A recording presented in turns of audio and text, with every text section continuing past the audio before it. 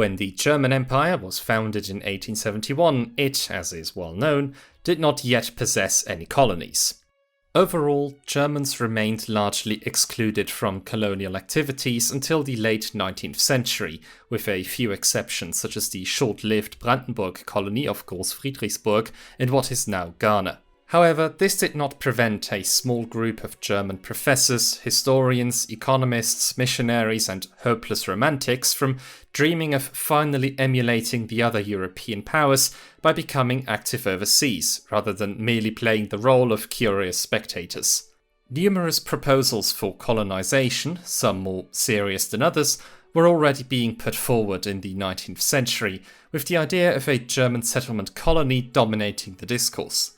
Following numerous crop failures and prolonged famines in the 1840s, several colonial associations were founded to counteract the agricultural crisis prevailing in Europe and to enable German emigrants to build a better life in distant lands. To this end, vast tracts of land were purchased in Central and South America to serve as settlement areas. The best known examples of this are found in southern Brazil, in the provinces of Santa Catarina and Rio Grande do Sul, where around 40,000 German immigrants settled and several German colonies were established in the 19th century. Even more interesting was Texas, which had fought for its independence from Mexico in 1836 and become a republic. There was a certain Texas euphoria in Germany, which was reflected in the Texan songs by the poet Hoffmann von Fallersleben, who had also written what would later become the German national anthem. Between 1840 and 1850, around 7,000 Germans emigrated to Texas, although the state's annexation by the USA in 1845 put a sudden stop to the Germans' colonization efforts. Texas and Brazil were to remain the most promising attempts at establishing an immigrant colony. Attempts at settlement in other places, such as Costa Rica or Nicaragua, failed either due to a lack of funding, resistance from the local population, or simply because of the climatic conditions there. Nevertheless, the dream of German colonies persisted, and attention turned primarily to East Asia, as Africa was still in the early stages of European exploration, and India was dominated by the British. In 1859, the Prussian government dispatched a naval expedition to the Far East under the command of Count Friedrich zu Eulenburg, partly to conclude trade treaties with China, Japan and Siam, but also to explore the possibility of annexing the island of Formosa, now known as Taiwan. An actual attempt to take over Formosa never took place due to the squadron's weakness and the risk of jeopardizing the recently concluded trade treaty with China. One of the expedition's fellow travellers was the geographer and explorer Ferdinand von Richthofen, who travelled through large parts of China from 1868 to 1872 and then became one of the strongest advocates of German involvement overseas. Time and again he tried to persuade the imperial chancellor, Otto von Bismarck, to establish port colonies in China and to create a sort of German Hong Kong. But Bismarck remained unconvinced. The fact that the German Empire initially had no colonies was primarily due to his staunch opposition. For him, colonies were nothing more than a superfluous luxury that would needlessly damage Germany's relations with the other European powers and entail more costs than benefits. When, during the Franco-Prussian War of 1870 to 1871, a number of proto-imperialists proposed demanding certain colonies from defeated France, such as Indochina, Bismarck brusquely rejected the idea. This colonial business would be just like a silk sable coat for Polish noble families who have no shirts, he retorted. Even after the founding of the German Empire, it was Bismarck, above all, who prevented the establishment of a German colonial empire. Luckily for him, the majority of the German population had no problem with this, and for a long time, the desire for colonies was limited to a small and relatively uninfluential section of society. This began to change gradually in the late 1870s, and the reasons for this were primarily economic in nature. In 1873, the stock market crashed in Vienna. What followed was a prolonged economic slump, not only in Europe but also in the USA. In order to stabilize prices and revive the economy, Germany introduced tariffs on foreign agricultural and industrial products in 1879 to protect domestic production from foreign competition. Even though the economy was slowly recovering, an extremely pessimistic view of future developments prevailed throughout the country. People felt like they were caught in a never-ending crisis and social tensions were mounting. It was only in this situation that calls for colonies began to be heard from a broader cross-section of society. In the period that followed, numerous writings and pamphlets were published arguing in favour of Germany acquiring colonies. The best known of these is probably the 1879 pamphlet Does Germany Need Colonies? By the theologian and missionary Friedrich Fabri, which sparked a wide-ranging public debate.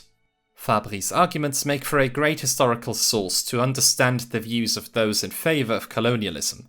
Among other things, Fabri argues that only colonies could help Germany out of its economic stagnation. Today, calls are being made from all sides for a reform of our financial, customs and trade policies. Certainly, this has become an undeniable necessity, but one must bear in mind that this is certainly not the solution to the hardships that have afflicted us. Above all, we need to regain, as soon as possible, plentiful, profitable and stable work. We need new, secure markets, in a word, a trade and labour policy that is properly considered and then vigorously pursued. However, any broad and far-sighted attempt at such a policy will inevitably lead to the realization that the German Empire has an undeniable need for colonial possessions. Fabri, like many other pro-colonialists of the time, therefore saw the colonies as a panacea for the country's economic difficulties. By acquiring overseas possessions, often referred to as trading colonies, plantations or mining colonies, Germany was to gain new markets for its products and boost exports. It is very obvious that Fabri was not an economist and resorted to pseudo-scientific explanations for the economic crisis. The notion that colonies could actually improve the economy remained nothing more than wishful thinking.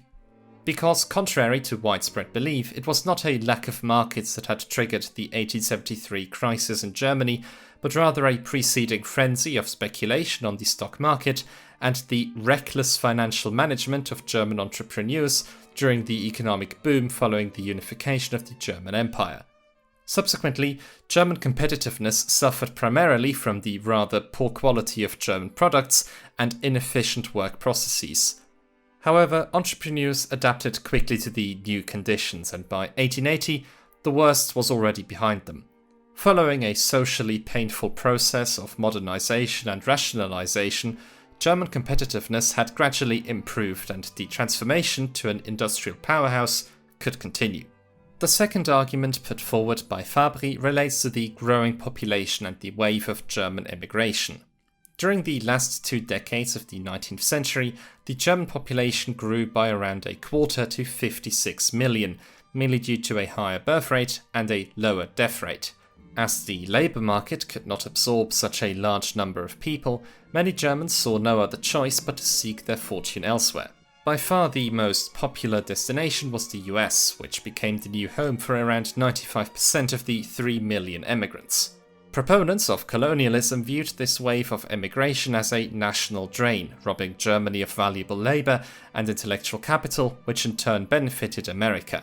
Instead, these emigrants should be directed to German settlement colonies, so that they can relieve the burden on the mother country while still remaining a German subject.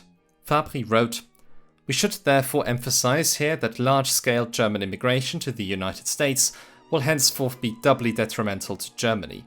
Not only negatively, as an outflow of people and capital that is becoming unproductive for Germany, but also positively in that our emigrants will no longer, as in the past, essentially produce only foodstuffs, but will also provide North American industry with a plentiful supply of cheap labour, thereby enabling it all the more to compete with German industry elsewhere.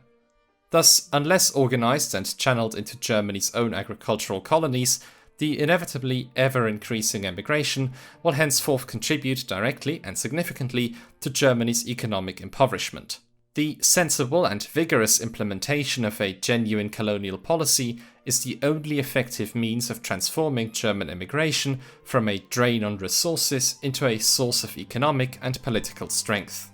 Fabri's third major argument relates to the dire plight of the working class and the rise of the Socialist Workers' Party of Germany, which had achieved a surprisingly good result in the 1877 Reichstag elections. Among industrialists, conservatives, and the middle classes, a fear of social upheaval from below was spreading, whilst Bismarck sought to put an end to the success of this mass party.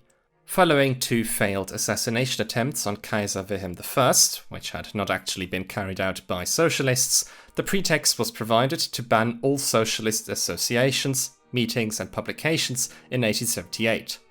The Socialist Workers' Party subsequently found itself in a state of semi-legality. Despite state repression, it managed to hold its own thanks to good organization skills and refrained from any use of violence. The anti-socialist law failed to eliminate the Socialist Workers' Party as a serious opponent. On the contrary, it actually increased its popularity among workers and contributed to its radicalization. So what did the advocates of colonialism propose to remedy the all-present social question? Penal colonies. Fabri wrote on the subject, "Now, of course, a repressive law has been enacted which has shattered the bonds of public organization and comprehensively suppressed all the agitation of our anarchists. However, no sensible person will believe that this has eliminated all danger or that the possibility of attempting to overthrow the existing order by violent means has been cut off for all time. Let us now imagine that, at a moment that seemed favorable, attempts at overthrow were also made here by violent means. Where would we put the thousands of those convicted, given our already wholly inadequate and overcrowded prisons? There would simply be no other option but the one France has adopted with its deportations to New Caledonia." With that last statement, he was alluding to the fate of 4,000 French people who, following the suppression of the Paris Commune in 1871, were deported to the remote French colony of New Caledonia. So, rather than bringing about a solution to the workers' suffering, Fabri preferred simply to banish the socialists and their supporters to distant parts of the world. Out of sight, out of mind, so to speak. Alongside economic, social and political arguments, national political and national psychological motives were also put forward. For many Germans, the unification of 1871 had been merely the beginning. Instead, as a leading European power, Germany was also destined to play a decisive role in shaping events throughout the world and to acquire colonies as well. It was therefore imperative to make up for all the ground lost to the colonial powers in the preceding decades. This impression arose particularly at a time when the African continent was attracting increasing interest from Europeans. In 1879, King Leopold II of Belgium dispatched the explorer Henry Morton Stanley to the Congo Basin to conclude fraudulent and coercive treaties with the local people. This gave the Belgian king control over vast expanse of land, granting him access to valuable resources such as rubber and ivory. At the same time, France and Portugal also took an interest in the Congo, and they too concluded purchase agreements with local leaders. Further north, on the Nile, Egypt came under British rule after Khedive Ismail Pasha was no longer able to repay the debts he had accumulated through the construction of the Suez Canal, and instead sold his shares to the British. This led to an uprising against European influence, which was crushed by Great Britain, resulting in the British occupation of Egypt. In the year prior, France had taken control over Tunisia and therefore increased the size of its North African holdings. In this beginning scramble for Africa, Germany must under no circumstances be left behind. Among supporters of colonialism, the sense of Germany having been historically marginalized in terms of political power and of having been shortchanged was often intertwined with the belief in the cultural superiority of the German nation and the right of Germany to play a part in world politics. Am deutschen Wesen soll die Welt genesen, or the world shall be healed by the German spirit, became a commonly used slogan. This mindset was also fueled by the widespread belief in the validity of social Darwinist doctrine, in which the organic struggle for survival was transposed to the realm of nations and states. The German people, it was argued, had to prove themselves to be the stronger force in order to avoid perishing in the near future. The best known exponent of this nationalist colonial chauvinism was Karl Peters, a publicist from Lower Saxony, whose views were deeply racist even by the standards of his own time. After completing his studies in 1880, he spent 3 years with his wealthy uncle in England, where he developed an enthusiasm for the British Empire and became an advocate of German colonies himself. Upon his return to Germany, he gave numerous lectures on this subject and in 1884 was one of the key founding members of the Society for German Colonization. It was he, too, who drafted the founding manifesto of this society. The German nation has been left empty-handed in the partitioning of the world as it has taken place from the beginning of the 15th century up to today. All the other civilized nations of Europe have outposts beyond our continent where their language and customs can take firm root and flourish. As soon as the German emigrant has left the borders of the Reich behind him, he is a stranger on foreign territory. The German Empire, mighty and strong through a unity won by blood, has become the leading power on the European continent. But everywhere, her sons abroad have to adapt to nations that are either indifferent or even hostile to us. For centuries, the great stream of German immigration has become assimilated into foreign races and disappeared within them. Germandom outside Europe is constantly in national decline. Every German whose heart beats for the greatness and honour of our nation is asked to join our society. It is necessary to make up for centuries of oversight and to prove to the world that the German people have inherited not only ancient imperial glory from our forefathers, but also their old German national spirit. Whilst Peter's nationalist and racist Society for German Colonization had set itself the task of putting colonization into practice as quickly as possible, the German Colonial Association, founded in 1882, aimed above all to spread colonial propaganda amongst the wider population. But who were the people who supported the colonial movement? A cross-section of the German Colonial Association's approximately 1,900 members provides some answers. Around half the members came from business and industry. They were therefore entrepreneurs, merchants, bankers, or employees. 1/8 came from the liberal professions, academia, or the arts, and another 1/8 from the civil service. The members of the remaining quarter were not recorded by profession. The affluent and educated middle classes were thus disproportionately represented, precisely those social strata that were already among the most loyal to the state and the strongest advocates of the idea of a German world mission. Members from the lower classes, or even the working class, were nowhere to be found, either here or in the Society for German Colonization. The desire for colonies was therefore widespread in German society, though not equally so across all social classes. In the history of German colonization, there is one group that played a particularly interesting role, namely the Hanseatic merchants and traders from Bremen and Hamburg. They had been actively involved in trade in Africa for many years and had established a position of significant power there. They exported large quantities of German spirits, weapons and gunpowder, particularly to West Africa, thereby amassing a considerable fortune. In return, so-called colonial goods, such as cocoa, peanuts, palm oil and coffee, found their way to Germany, often from plantations established by the Hanseatics themselves. Time and again they appealed to the German government for aid and protection, but these requests were constantly rejected. Nevertheless, very few of them wanted a colonial empire, as this would have made their trade dependent on the state and jeopardized free trade. Instead, they wanted, if anything, an indirect colonial empire comprising protectorates and client states. Whilst enthusiasm for colonies was rather muted in Bremen, there were a number of merchants in Hamburg who joined the colonial movement. The best known of these was Adolf Hermann, who was also the leading German merchant in West Africa, owned numerous shipping companies and businesses, and was, moreover, a member of the Reichstag. An extremely influential man, in other words. He eventually succeeded in persuading the other members of the Hamburg Chamber of Commerce to support his idea. This was primarily due to the threats to German economic interests in West Africa arising from the Anglo-French Convention of 1882. In this agreement, Great Britain and France established the borders between Guinea and Sierra Leone and granted each other equal rights in their respective colonies. Nor will the actions of the Belgian king in the Congo have escaped the attention of the Hanseatics. So much for the background to colonization. However, it must be clearly emphasized that neither the organization of the colonialists, nor the agitation of the national chauvinists, nor the lobbying of Hamburg businessmen were responsible for Germany becoming a colonial empire. If anything, they paved the way at a societal level to legitimize the German colonial adventure and make it palatable to a large section of the German population. Instead, the initiative came from a single man, Otto von Bismarck.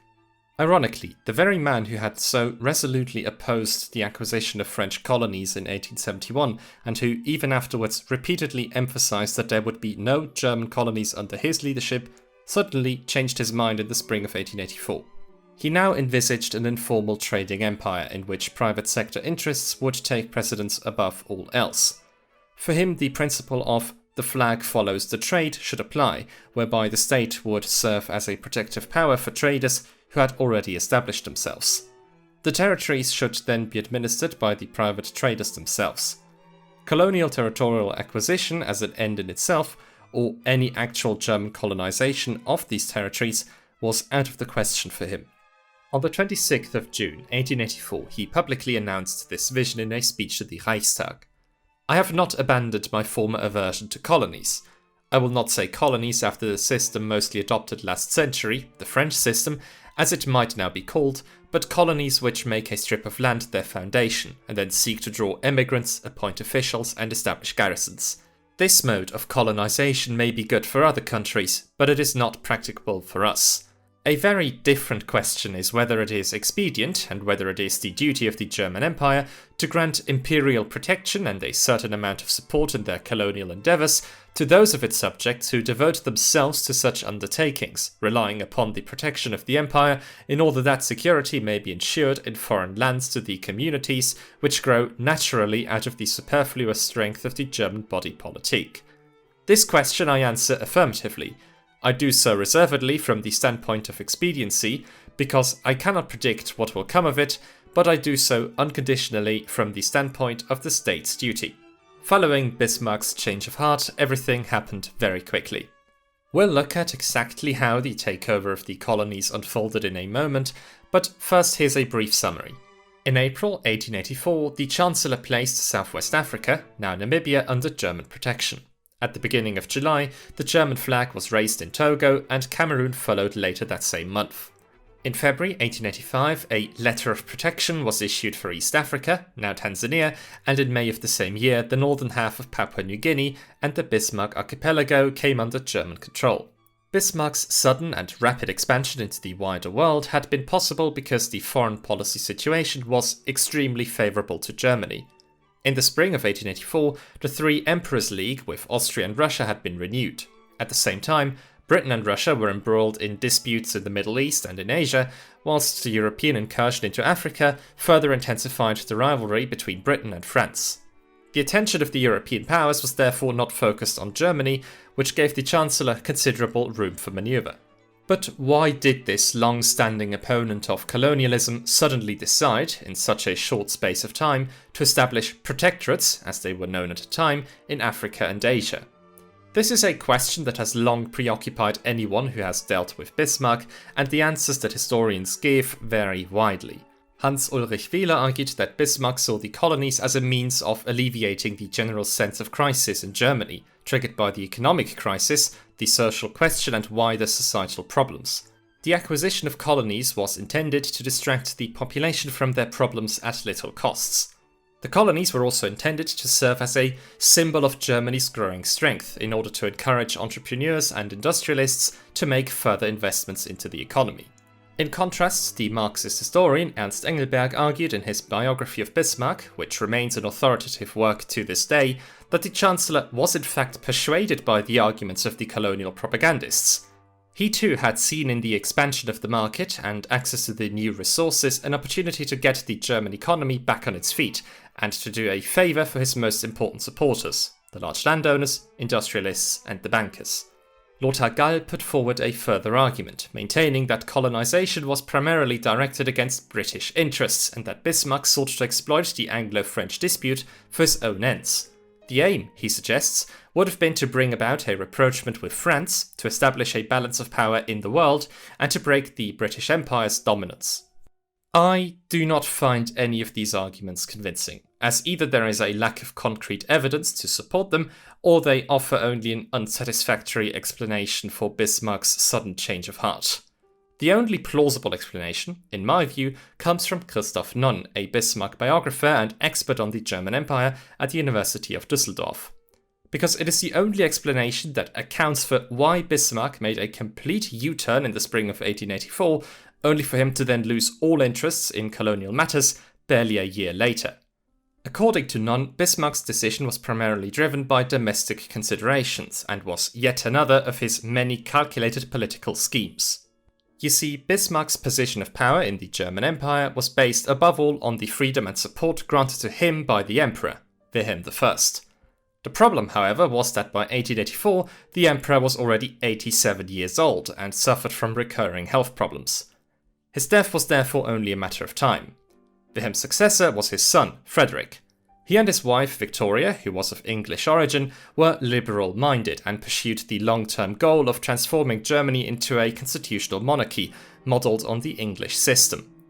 Frederick also intended, upon his accession to the throne, to govern, at least in Prussia, with a cabinet comprising of leading liberals. He stood a good chance of achieving this, as a left-liberal parliamentary group had formed in the Reichstag in March 1884, holding over a quarter of the seats in parliament. This group was exploring a further merger with the more right-wing national liberals and was making demands for posts in the imperial ministries. Elections were also due to take place in October of that year, and Bismarck feared that he would subsequently face a liberal majority in the Reichstag.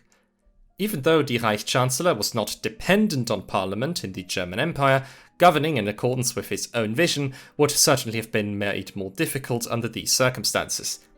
And it would have been unlikely that the future Kaiser, Frederick, would have retained Bismarck as his Chancellor. Bismarck had to act, because he feared that Germany might go down the slippery slope and soon hurtle into a republic. The Chancellor therefore had to do everything in his power to drive a wedge between Frederick and the liberals. And the simplest way to do this was to turn Great Britain into an adversary in the sphere of colonial policy. If Germany were to acquire colonies, the future Kaiser, as the official representative of German policy, would be alienated from the liberals, as the left-wing liberals in particular were strongly critical of colonialism at that time. But Bismarck's calculation went even further. After issuing the first letters of protection for African territories, he sparked a veritable wave of colonial euphoria in Germany. In this climate of mindless jingoism, the anti-colonial left-wing liberals had no chance of winning the election, and indeed, they lost. The danger of a liberal majority had thus been averted. The future Kaiser now lacked the parliamentary support needed for a lasting amendment to the German constitution. In any case, in the spring of 1885, Frederick promised Bismarck that he would retain him as Chancellor following Wilhelm's death. He also declared his intention not to practice a parliamentary government. Bismarck had achieved his goal, and it is no coincidence that he ceased his colonial policy activities immediately afterwards. A letter sent by Bismarck to the German ambassador in London in January 1885 lends significant support to this domestic policy theory. In it, the Chancellor explains that it made no difference to him which European state acquired which colonies. Even the smallest corner of New Guinea or West Africa, however objectively worthless it may be, was currently of the utmost importance to German national interests. The colonial question was a matter of life and death for us, for reasons of domestic policy. Public opinion in Germany currently attaches such great importance to colonial policy that the government's domestic position depends to a large extent on its success.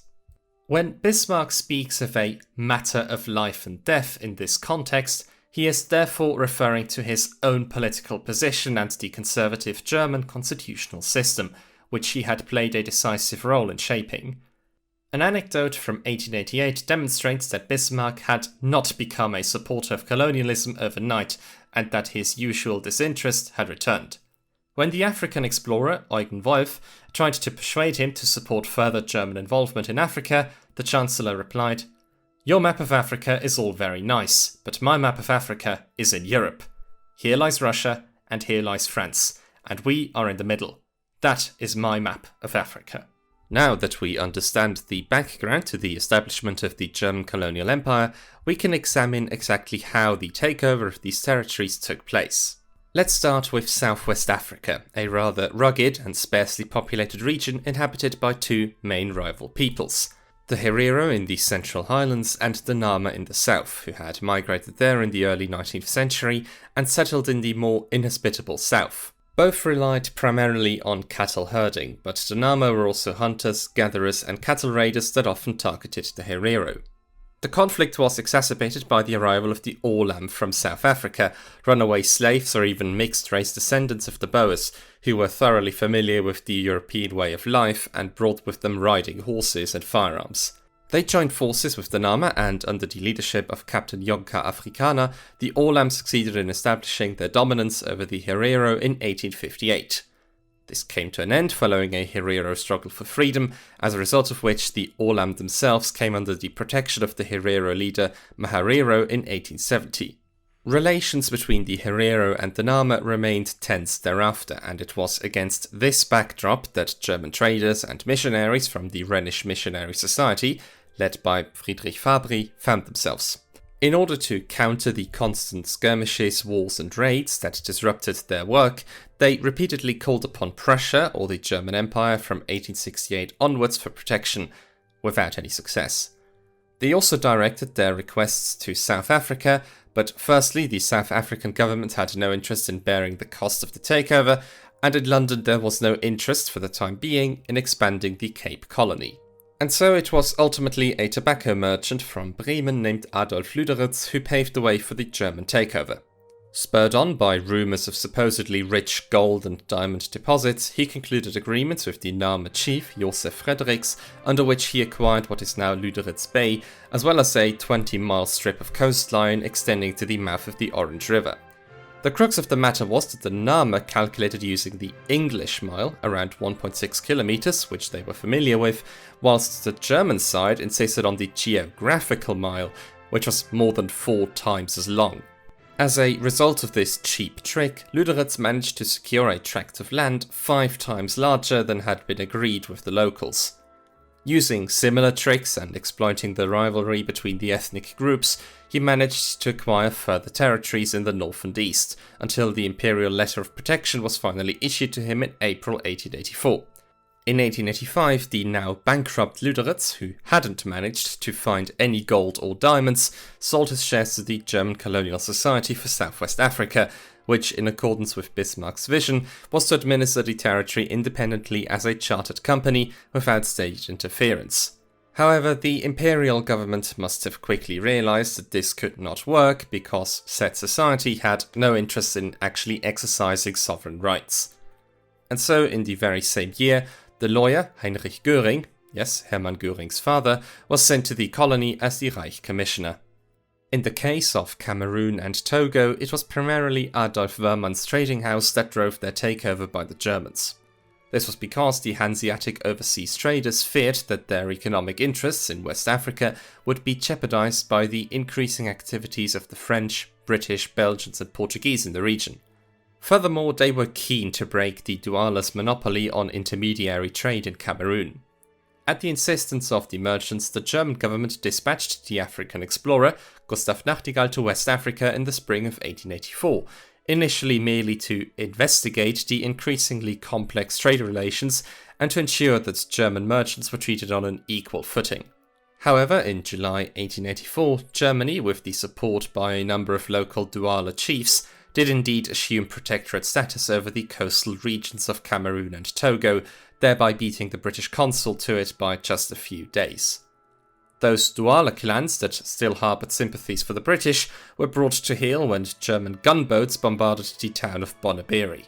However, just like in Southwest Africa, even in Cameroon and Togo, the West Africa Syndicate, led by Wöhrmann, was unable to administer the colonies as a charter colony in accordance with Bismarck's view, and a governor had to be sent there as early as July 1885. In order to ease the international tensions that had flared up as a result of the scramble for Africa, and to regulate the colonization of the continent, Bismarck invited representatives from 14 European states and the USA to Berlin in late autumn 1884 for the so-called Congo Conference, which lasted until February 1885. During the discussions, the gentlemen, of whom all but one had never spent any significant time in Africa, put forward a litany of reasons for colonization. These ranged from power politics to legal, religious, economic and cultural considerations, thereby providing further legitimization for the subjugation of Africa by cynically framing it as a civilizing humanity. The European leaders could not care less what the people of Africa actually thought of this. At the end of the conference, the King of Belgium was granted the Congo as a private colony, which was subsequently ruthlessly exploited, and where, in the years that followed, appalling crimes were committed against the local population. Furthermore, the Niger and the Congo were opened up to international shipping, and a ban on the international slave trade was imposed.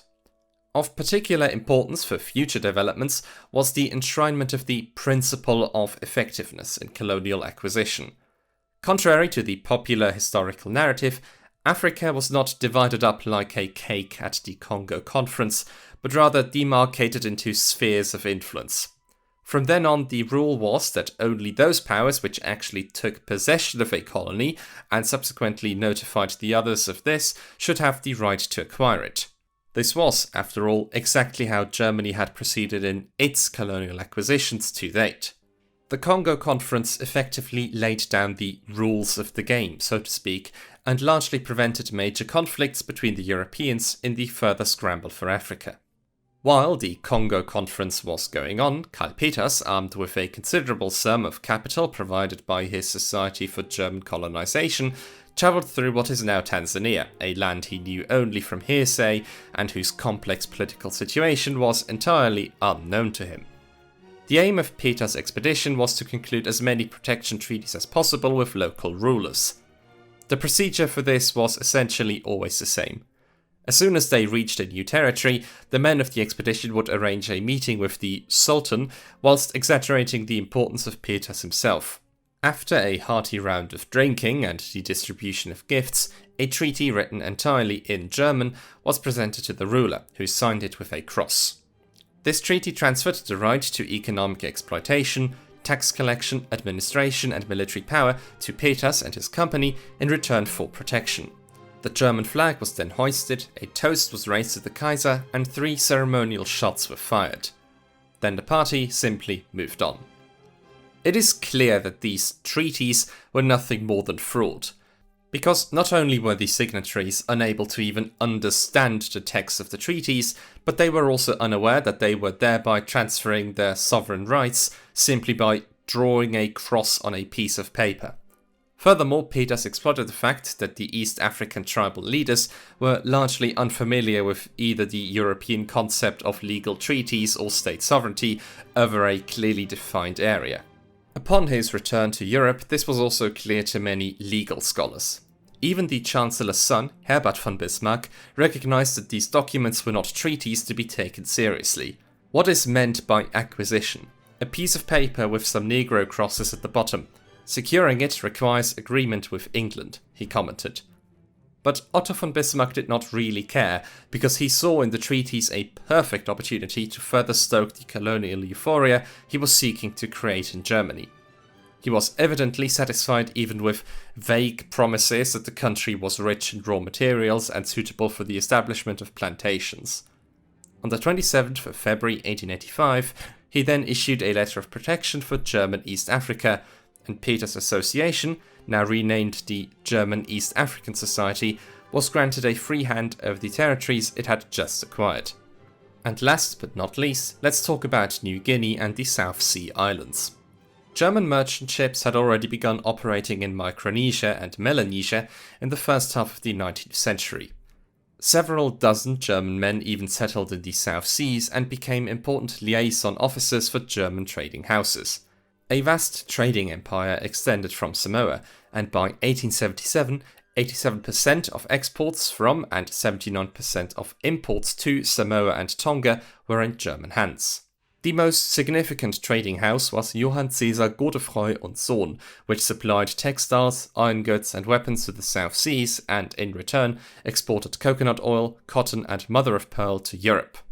In 1879, however, the Godefroy firm ran into financial difficulties, whereupon Bismarck tabled the Samoa Bill to support the company with state funds and prevent the German South Sea monopoly from falling into British hands. This was, however, rejected by the Reichstag, so the trading house was bought up by the colonialist banker Adolf von Hansemann. He in turn developed a keen interest in New Guinea in the early 1880s and founded the New Guinea Consortium, a private company that sought to gain control of the northern half of the peninsula.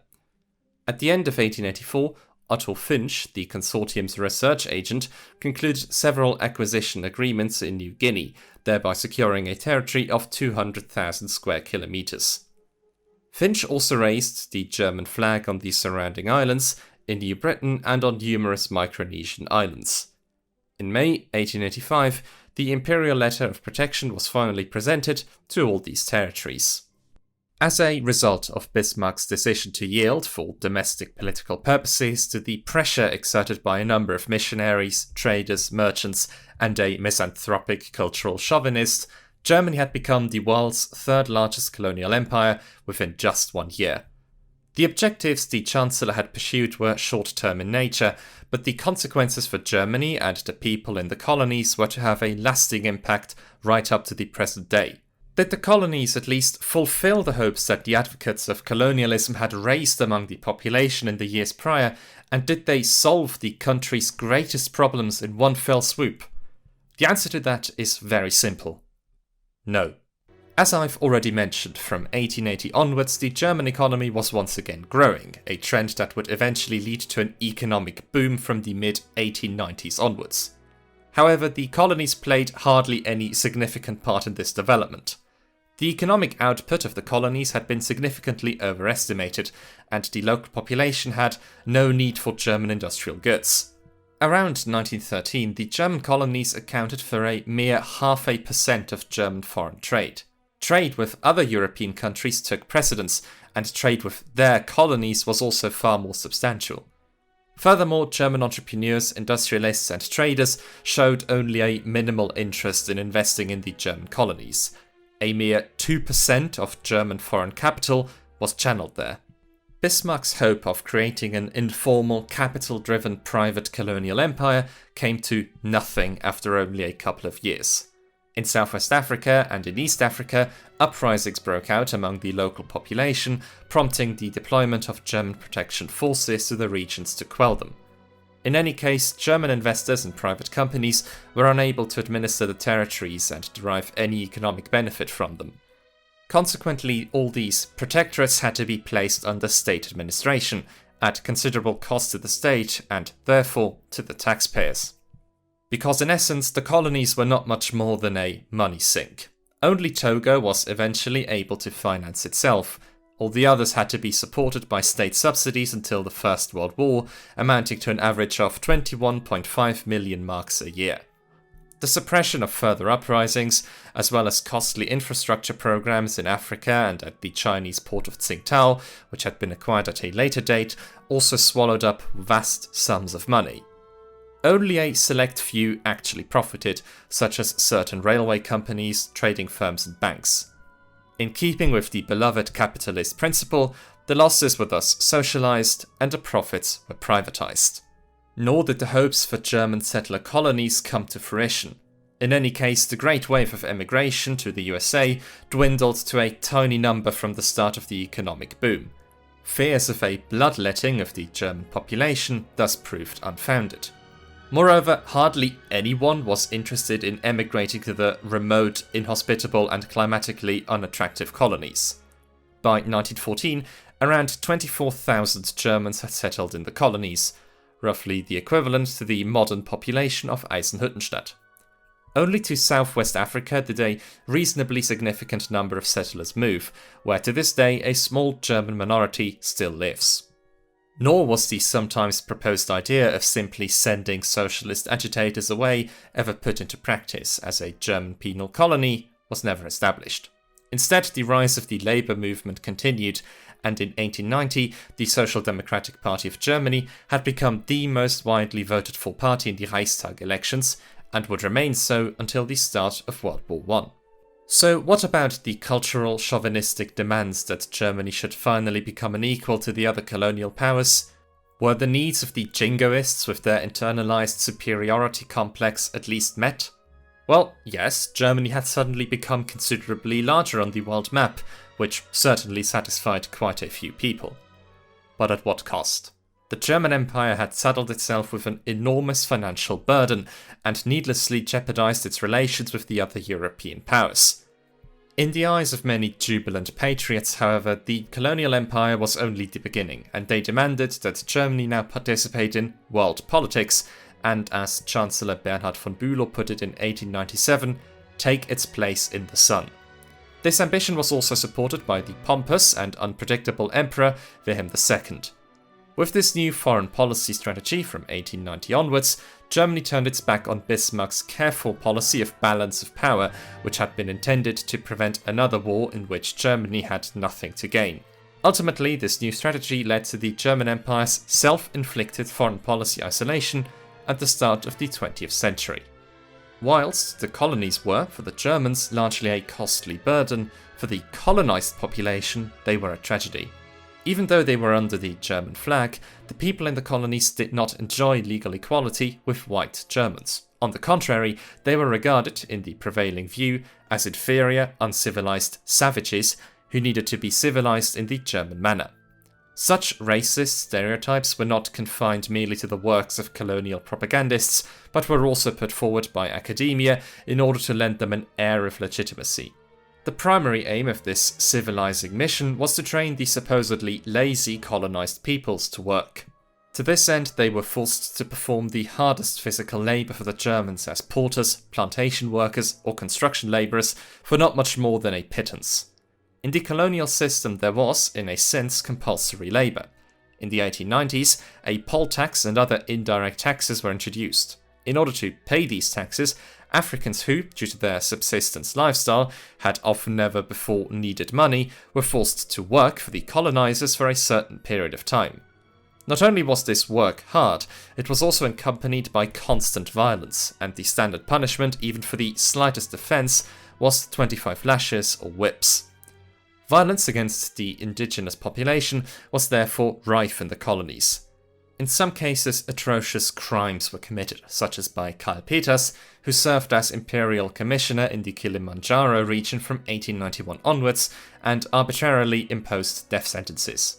After a young man named Mabrook had broken into the quarters of Peters' black concubines and may also have had sex with one of the girls, named Yagojo, he was publicly hanged. A few months later, Peters also had Yagojo hanged after she had attempted to flee the German station, together with some of the other concubines. Once Peters' cruel conduct in office had come to the attention of the German public, he was dismissed from the civil service in 1897, following disciplinary proceedings. In 1905, however, Kaiser Wilhelm II was kind enough to nonetheless grant him the title of Retired Imperial Commissioner. During the Third Reich, Peters was, unsurprisingly, celebrated and honoured by the Nazis as a great colonial pioneer. In the mid-1930s, a monument to Peters was erected in Hanover, and in 1941 a propaganda film was even made about him. The most serious consequence for the local population, however, was the brutal colonial wars that were waged. In 1904, some Herero rose up against colonial rule, as the German expropriation of land was increasingly threatening their livelihoods. In August, a battle took place at Waterberg between the Herero and the colonial forces, in the wake of which the Herero attempted to flee through the Omahiki Desert. Lieutenant General Lothar von Trotha subsequently sealed off the desert and issued the infamous shoot-to-kill order, instructing that every Herero, whether man, woman or child, was to be shot. Although this order was revoked by the imperial government before the end of the year, it was already too late for thousands of Herero who perished in the desert or were murdered. The Nama exploited the situation to launch their own uprising. A guerrilla war broke out, which lasted until 1908. Here too the Germans showed no mercy. Herero and Nama prisoners were held in concentration camps, where they were forced to live under unimaginably horrific conditions. In what is agreed to be the first genocide of the 20th century, at least half of the Herero and Nama populations fell victim. In 1905, a further disorganized uprising broke out in East Africa, directed primarily against the head tax that had been introduced. After the Germans were unable to suppress the so-called Machi-Machi uprising, they resorted to a scorched earth strategy to drive out the local population. By 1907, around 300,000 people had perished as a result. The German colonial era came to an end with the outbreak of the First World War and was therefore relatively short. Nevertheless, it left a lasting mark, particularly on the local population, who were defenseless against the actions of the self-proclaimed master race. One could make several videos about the consequences of colonialism, and what I have said here in the last few minutes was little more than a rough outline. And in the near future I intend to do just that, because the history of the German colonial empire, which had begun through the political machinations of a single man, deserves to be told. As always, Dankeschön for watching. Before I say goodbye, I just wanted to quickly tell you that I do have a Patreon account where you can help me make more videos in the future if you have the means to do so. In exchange, you'll get access to a Patreon exclusive Discord server where you can chat with me and all the other members of the community, and depending on your tier, also some other benefits like early access to my videos, for example. In any case, I want to give a special shout out to my biggest supporters, without whom this wouldn't be possible. Marius Gerling, Leader Titan, Der Dicke Flipper, Defender, Azaraji, Lucy Tara I, Hrabienka Horadska, A Cup of Tea, Tristan Kriegsmann, Ryan Layton, Celestia, the Grand Duke of Sealand, Luca Drole, Wienweh, Lel Furphy, Yin, Big Dave, Folling, Turt Hambone, Super Noodle, Saparapski, Dominik Schwiderski, Agu Salinski, Chasey Lin, Noisdia, and Ryan Jones. I'm very grateful for your support. Have a very nice day, and see you next time.